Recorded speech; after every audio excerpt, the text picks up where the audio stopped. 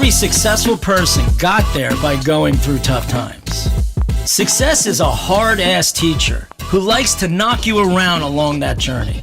You know, it takes real guts to not give up and keep going. We'll hear stories about failures and how these leaders flip the script to create success. I'm John Schultz. Join me and let's discover how success is never really overnight.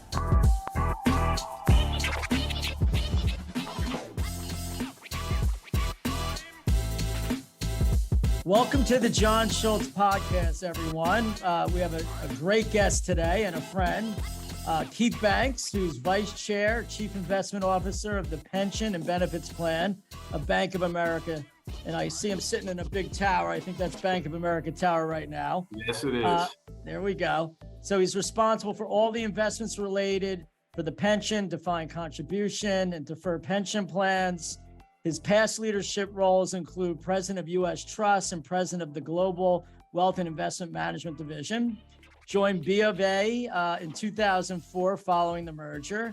Spent 16 years at J.P. Morgan, rising to Global Head of Equity Research. Began his career in 1981. It doesn't look that. You look way too young to begin in 1981. I only wish, John. I only wish. There you go.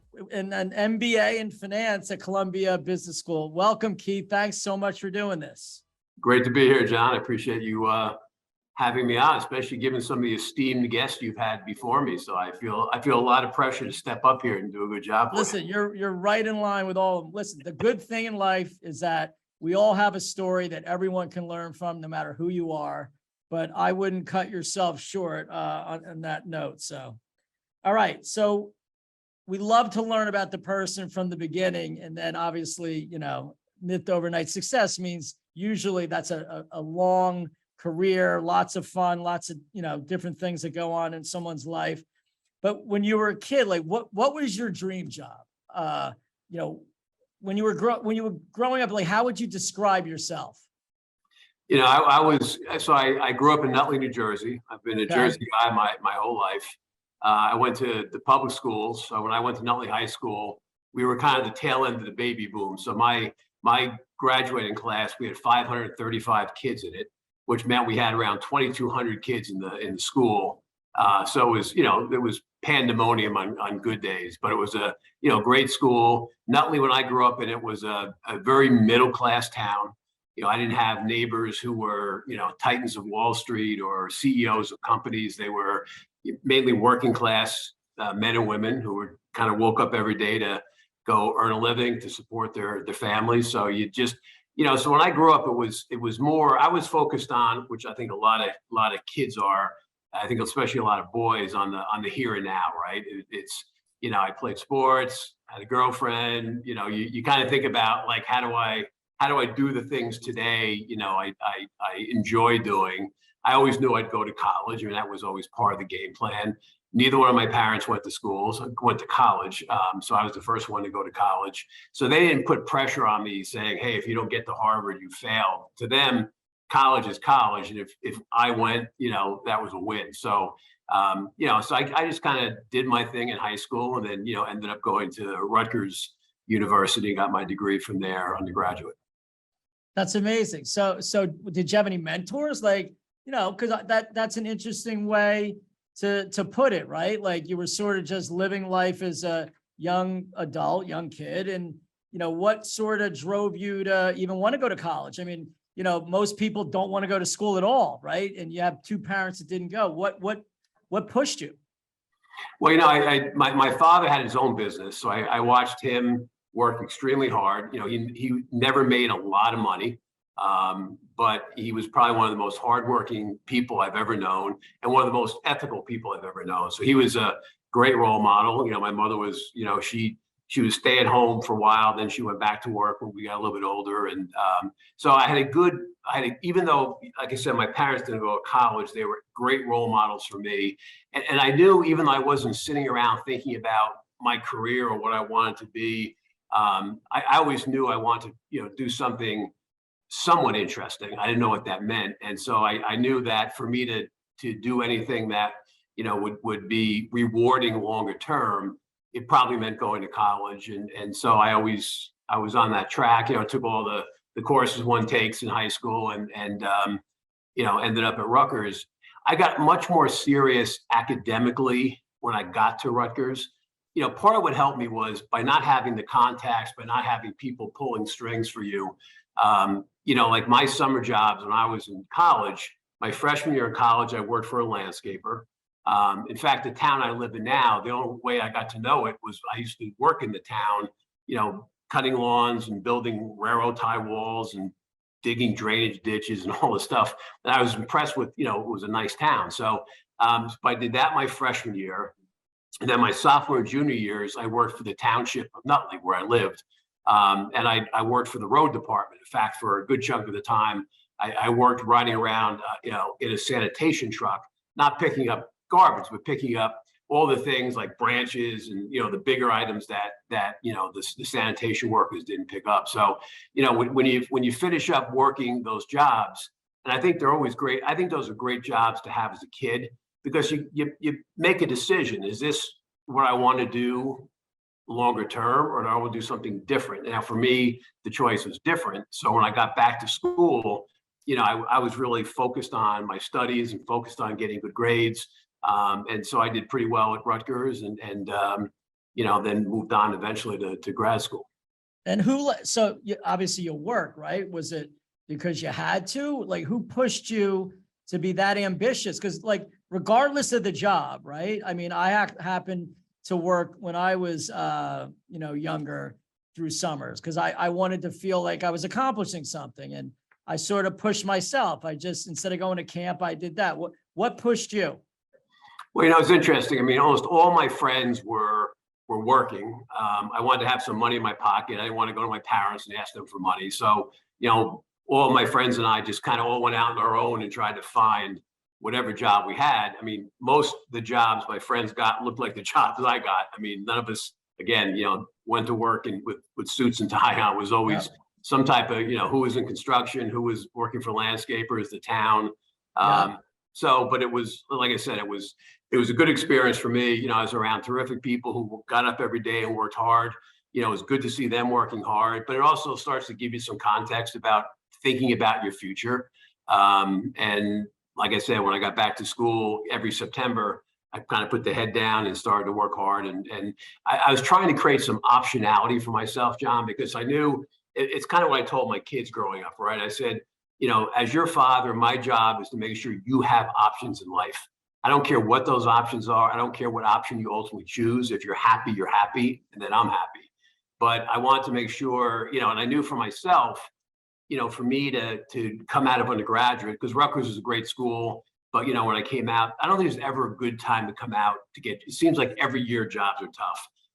When I graduated from Rutgers, and I said I did very well grade wise, and all that, so I had good grades coming out, but I couldn't get a job. So I used to, most people listening won't remember this, but I used to literally look in the want ads in the Star Ledger, and that's how I got my job. I basically made a bunch of calls post graduation, and finally got a job. And I worked for 2 years at Allstate Insurance in their finance area, and then with the intention of going to business school, because I knew to get a door, no one's going to open a door for me. I had to create that opportunity, and I knew if I didn't go to a top business school, I probably would struggle to get a chance to even have a chance to work in the kind of firm I wanted to. And so, after working for 2 years, that's when I went back and got my MBA at Columbia. It's funny, because I help mentor a lot of young adults graduating college and even a couple years out. And I call it like the job of getting a job, right? Like, it's never easy. And I find the time that you're trying to get a job or do a new thing, all the people you meet are part of your CRM or your lifelong contact list, right? And you never get that time back, yet everyone's so worried about getting a job right away and not as much learning about what's out there and just like relaxing about it. And I guess, I get it, because once you graduate, you want to feel like you have something accomplished. But, what I've learned is like the right thing comes when it's supposed to, which I'm sure that's what happened to you. Yeah, and it's interesting because when I got back to business school, I still didn't. I worked for all of 2 years, I quote real jobs, right? Jobs that I would kind of consider maybe doing for a long time. But when I went back to Columbia, I really didn't know what I wanted to do. I didn't know if I wanted to work in corporate America, if I wanted to be an investment banker, work on Wall Street, whatever it was. So the way I kind of zoned in on that was they used to have this thing called the Distinguished Leader Lecture Series. And they bring in CEOs, they bring in Wall Street guys, they bring in all kinds of interesting people because being we're in the city, you had access to some really cool people. So, and I would always go to those to basically start to learn more about, what different jobs were, what it took to be successful, and just start to narrow down my search. The other thing they did, which as soon as you get to business school, they kind of freak you out about, all right, you're at Columbia, congratulations. But oh, by the way, if you don't get a summer job, now you've got this gaping hole in your resume and people are going to wonder what's wrong with you. So, and for me, it was the same problem, right? I didn't have anyone to, to call up and say, hey, can you get me? So a funny story was when a guy I worked with at Allstate for those 2 years in between undergraduate and grad, he was getting his MBA at Seton Hall. And I was telling him what a hard time I was having, even at Columbia getting a summer job. He said, well, one of my professors works at Chase Bank. He goes, why don't you come in and you can give me your resume. So I go to one of his class, I put a suit and tie on. I go to his classroom, I'm the only person sitting there in a suit and tie, and the professor keeps kind of glancing over me like, who is this guy in the suit and tie in my classroom? And then at the end of it, I walked up to him and I introduced myself. I gave my resume, told him I was a student at Columbia, really needed to get a summer job. And it's kind of giving this odd looks. It was kind of embarrassing. I thought, oh man, this is not good. But about 2 weeks later, I got a phone call from his assistant saying, come in for an interview. And I think out of pity, he gave me a shot. So I worked at Chase Bank for the summer. Now you were just projecting your own stuff on him. He never felt that. But listen, you had the courage to do it. I think part of the process of being successful is having courage.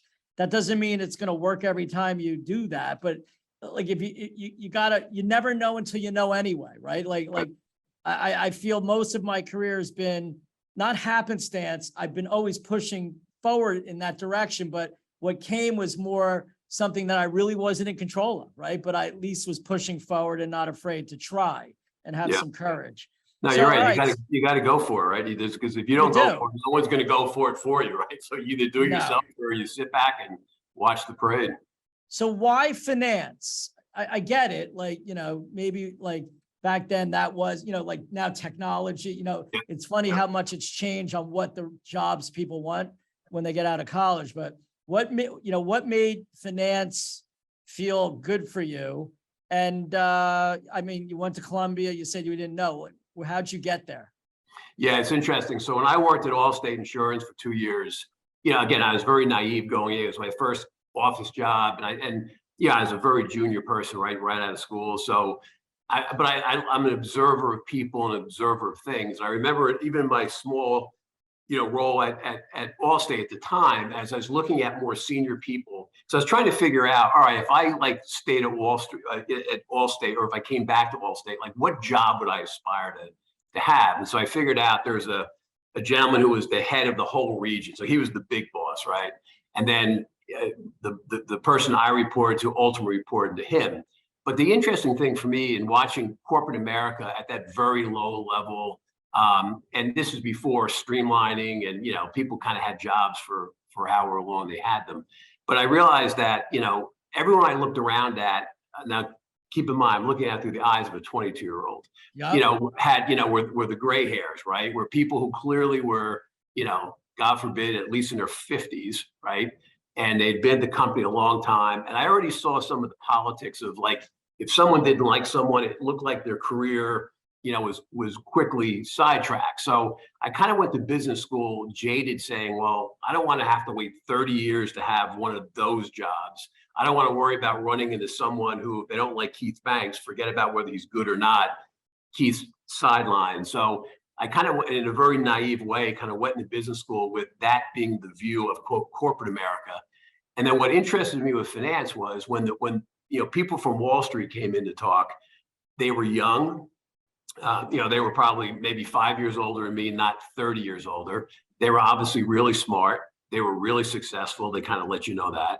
And they looked like they just love what they did. You know, there's passionate people that were just, you know, and these were type A, triple A people, right? So they're kind of pumped up. And I just thought to myself, now that's what I'm talking about, right? So, but then I had to figure out, so what exactly does that mean, right? Wall Street I don't even know what that, that's two words that mean nothing, right? So Yeah.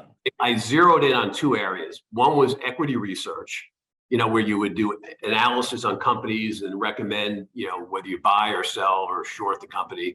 And the other thing was investment banking, which when you went to Columbia, they told you two things. Only the cream of the crop are going to get either an investment banking job offer or consulting, because that was the big money, which by the way, then was $45,000. Yeah. So that was the big money coming out of, Columbia. College. Yeah. So I said, all right, I'm going to go for either an equity research job, because I had taken a couple of courses at Columbia I enjoyed, or investment banking. So I was lucky enough to get an offer in both, and realized the only reason I wanted to be an investment banker, because I still didn't really know what it was because someone told me, it's the competitive juices, right? Only the cream of the crop. I wasn't the cream of the crop, but I worked hard, and, but I ended up becoming an equity research analyst. And what I liked about being an equity research analyst is you controlled your own destiny. You had, if you're a good analyst and you could pick stocks and you could make money, for the company you worked for, it didn't matter whether someone liked you or not. They couldn't afford to not have you. And I like that. And then I talked to a couple of people who said to me, if you're really were revenue generating, right? In your mind, you're revenue generating. You're making money for clients, hence you're making money for the firm. And so I kind of like that idea. And so the path I pursued was the equity research path. And that was my entree into Wall Street. So do you feel, being that your parents didn't push you and you didn't have any expectations, being how you grew up, do you think that was a mindset that helped you, being that you didn't have all this pressure on you? Because I think a lot of people put too much pressure on themselves, even though they shouldn't, they have all these expectations for how they grew up or who they knew, or, this whole comparison thing we all do. Yep. And listen, it's natural, right? Like, we're always sort of looking around and seeing, like, why aren't we, or why aren't we enough, right?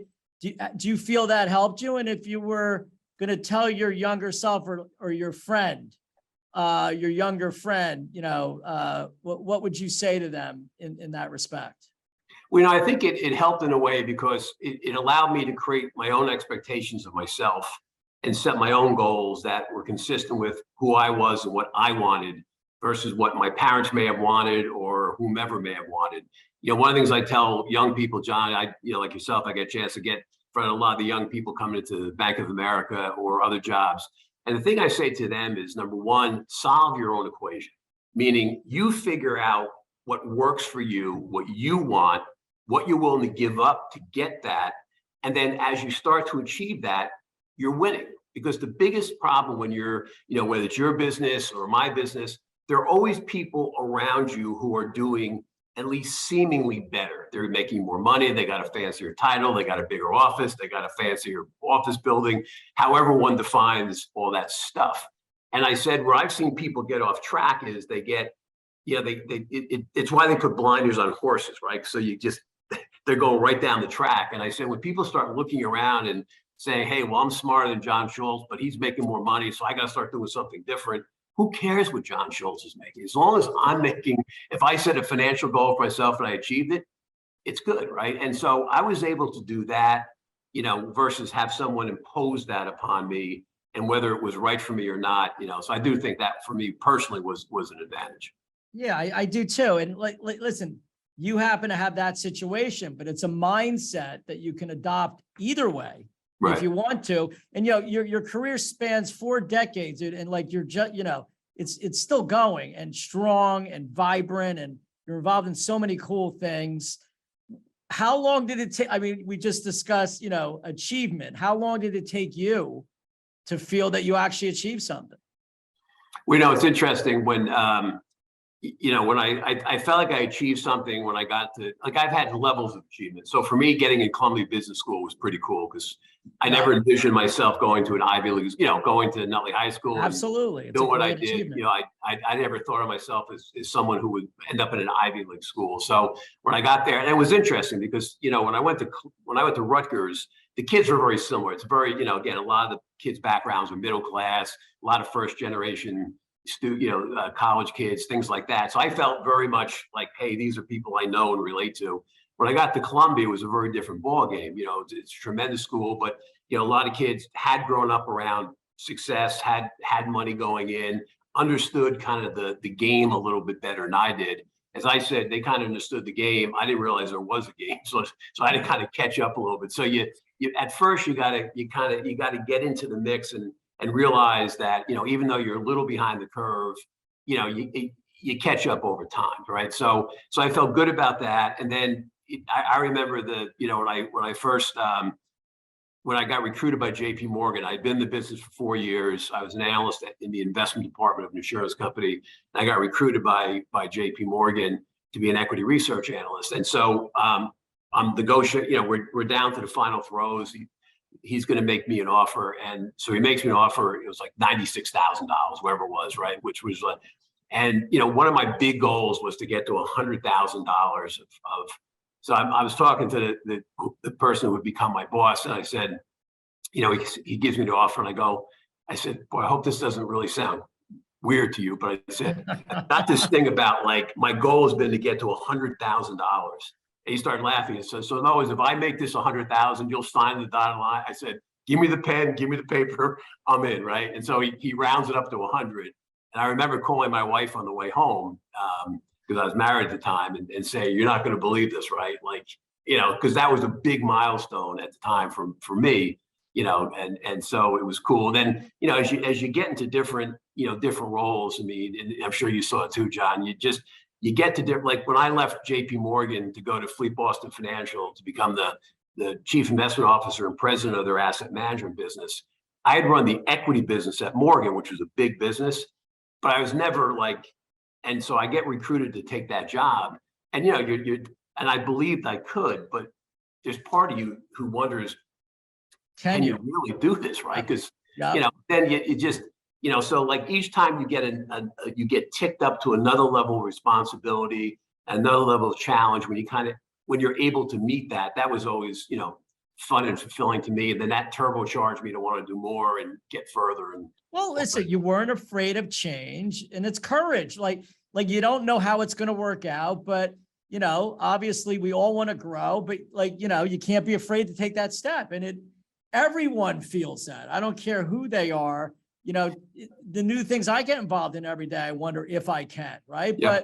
But as you get older, you get a little bit of a track record to know it usually all works out if it should. Yep. And if it doesn't, that's not so bad either, right? Like you're allowed to try and fail. That's actually what makes life fun. So, okay. So banking, here you are, you've been in banking, in finance your whole career, and, Wall Street, banking, when you got out of college, those were the jobs. Now everything's changed. So how do you see banking and how it operates differently than when you started? And where do you sort of see the industry going? I mean, because we're all putting so much money into technology in all of our business. Like, I think there's no such thing as a tech company anymore. We're all innovators, right? Like tech's just everywhere. And it's just, how do you innovate? And how do you see your industry changing? My industry learned a hard lesson going into, during, and after the great financial crisis, which was that, 2008, 2009, and beyond. The typical bank was carrying too much risk going into, that period of time. And we paid a big price for it as an industry. And so, our CEO today, Brian Moynihan, who I've known and worked for 22 years now, when he became CEO, he introduced a concept called responsible growth. And what that meant was, we wanted to grow, we should grow, we will grow, but grow responsibly, grow within the risk parameters that are intentional and that make sense, given our balance sheet, given our capital.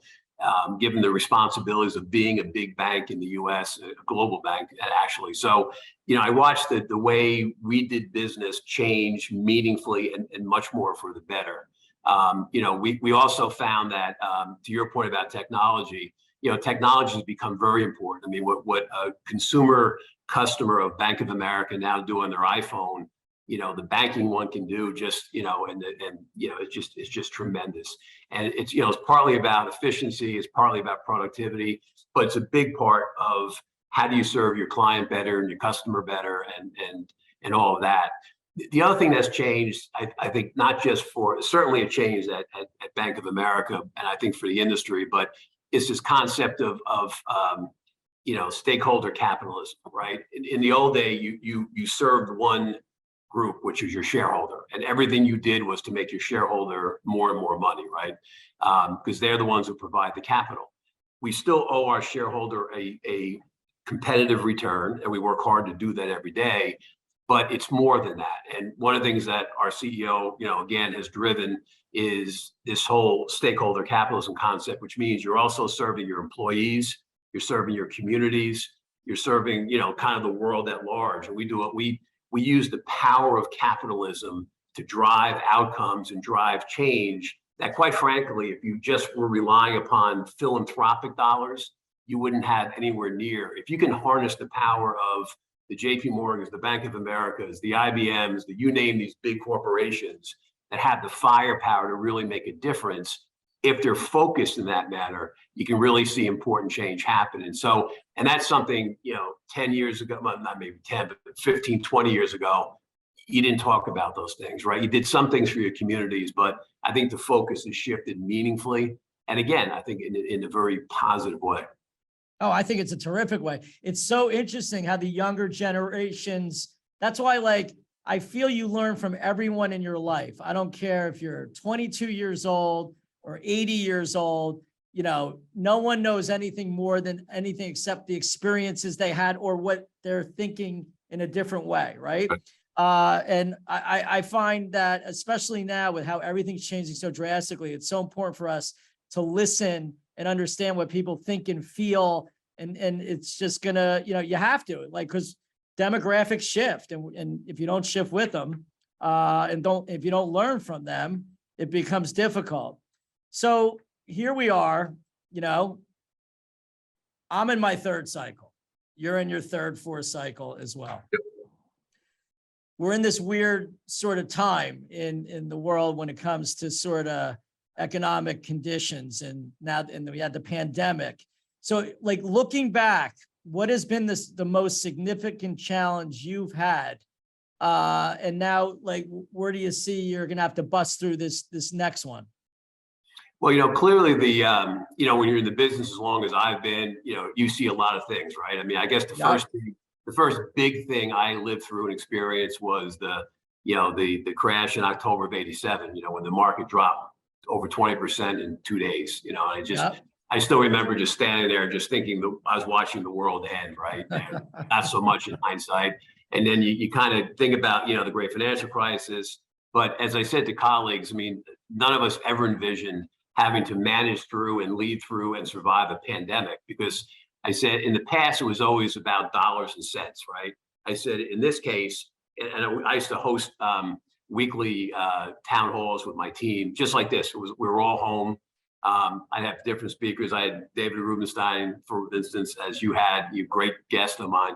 But I remember saying to the team, no other crisis I've managed through ever involved my family safety, my own safety, my colleagues' safety, where literally you had to worry about losing people, right, because of the pandemic. And so, that was incredibly challenging. We went from being, 24/7 in the office to remote.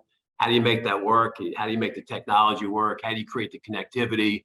How do you not see the culture begin to break down? But then, as interestingly, coming out of it, how much that has changed people and people's mindset and what they're willing to do or not willing to do, especially younger people, right? I mean, younger colleagues, they don't want to be in the office 5 days, right? They want to. Now, some jobs will lend itself to that being the case. Other jobs, if you're a trader, it's hard to not be at your desk doing what you do. So now we're trying to sort through, how do you how do you meet the needs, to your point, and what's going to be important to our next generation of teammates that will one day have, inherit the earth and have all the big important jobs. How do you keep them here? How do you keep them engaged, but yet not break down the culture of your company, which is an interesting challenge.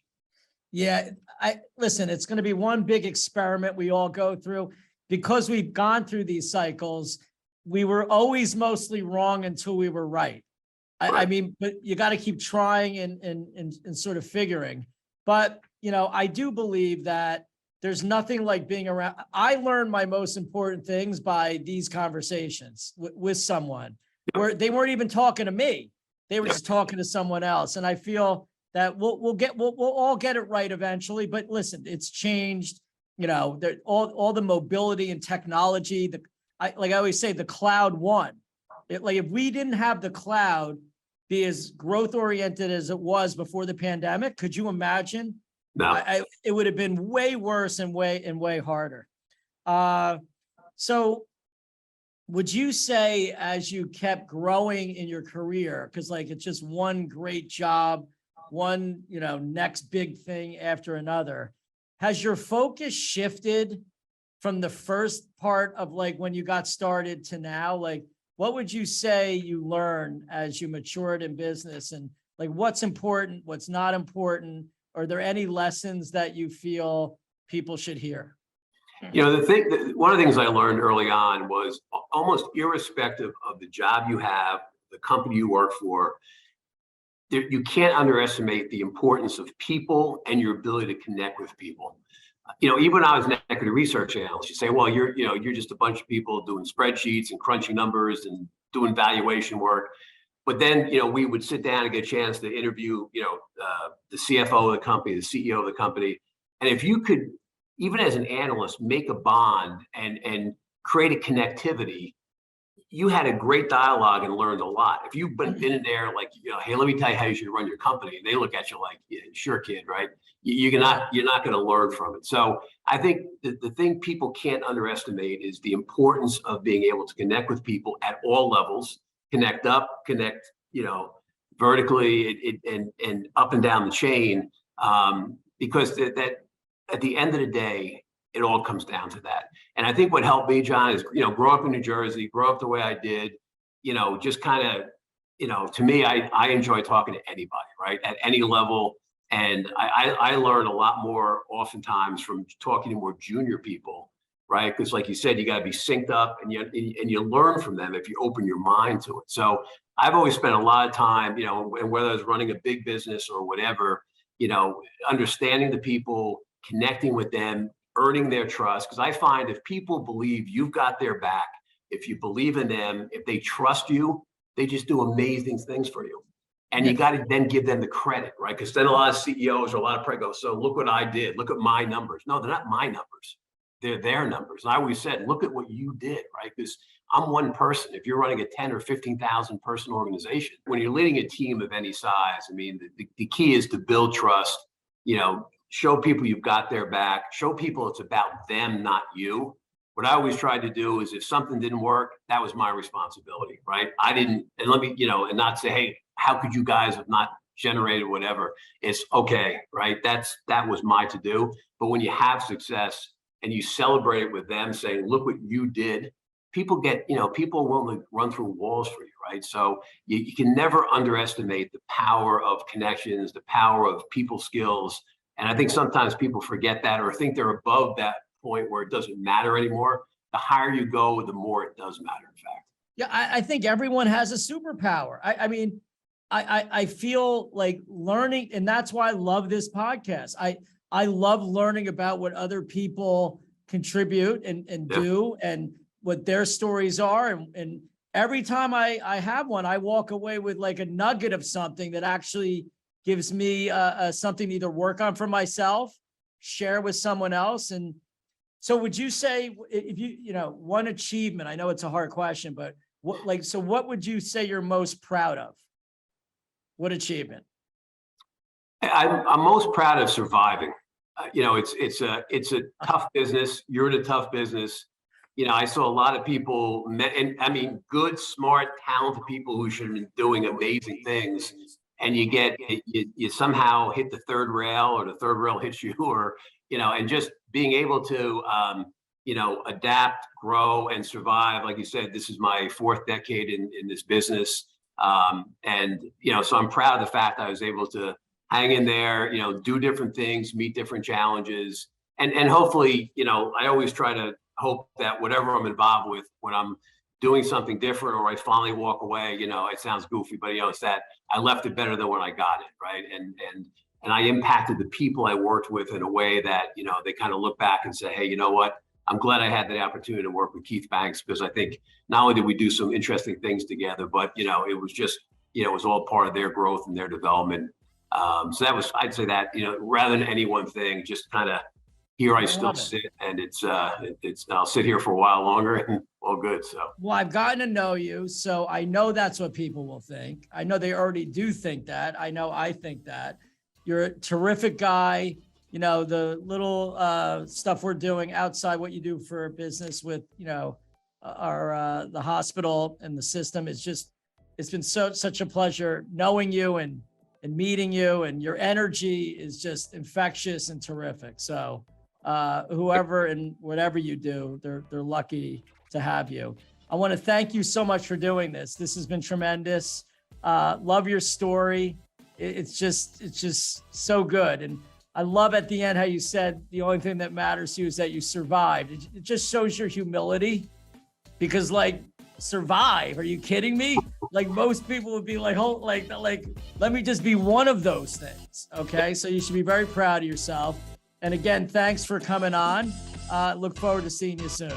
Thank you, John. Look forward to it. And I appreciate you having me on. So good to see you.